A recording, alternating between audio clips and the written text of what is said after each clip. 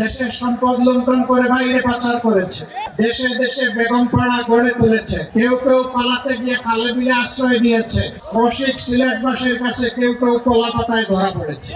আমাদের প্রিয় বাংলাদেশ ছোট্ট একটি দেশ, বিপুল জনসম্পদে পরিপূর্ণ। আফসোসের বিষয়, স্বাধীনতার 54 বছর এক এক করে চলে গেছে, বাংলাদেশের মানুষ সম্মানের সাথে মাথা উঁচু করে দাঁড়াতে পারেনি।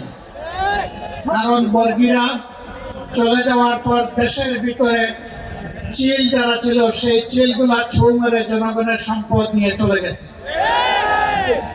দেশের সম্পদ লুণ্ঠন করে বাইরে পাচার করেছে, দেশে দেশে বেগমপাড়া গড়ে তুলেছে, কেউ কেউ পালাতে গিয়ে খালে বিলে আশ্রয় নিয়েছে, আবার রসিক সিলেটবাসীর কাছে কেউ কেউ কলা পাতায় ধরা পড়েছে। কিভাবে অপকর্মের দায় নিয়ে ফ্যাসিস্টরা বাংলাদেশ থেকে পালিয়েছে, কিন্তু ফ্যাসিজমের কালো ছায়া বাংলাদেশ থেকে যায়নি। একদল যে অপকর্ম করে চলে গিয়েছে, আরেক দল বাংলাদেশে সেই অপকর্মের দায়িত্ব নিয়েছে। একদল চাঁদাবাজি করার কারণে জনগণের ঘৃণা কুড়িয়েছে, আরেক দল আবার তার চাইতে বেশি শক্তি দিয়ে চাঁদাবাজিতে নেমে পড়েছে। একদল দখলদার বলতে গিয়ে জনগণ তাদেরকে প্রত্যাখ্যান করেছে, আরেক দল বেপরোয়া দখলদার হয়ে উঠেছে।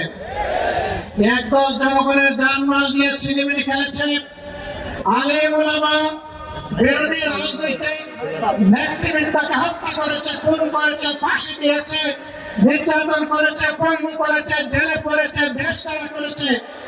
আরেক দল ঠিক একই পথ ধরেছে, এমনকি নিজেদের মধ্যে মারামারিতেও নিজেদেরকে শেষ করে দিচ্ছে। সংগ্রামী বন্ধুগণ, দফায় দফায় এত রক্ত, এত ত্যাগের পরে দেশবাসী কি আশা করেছিল?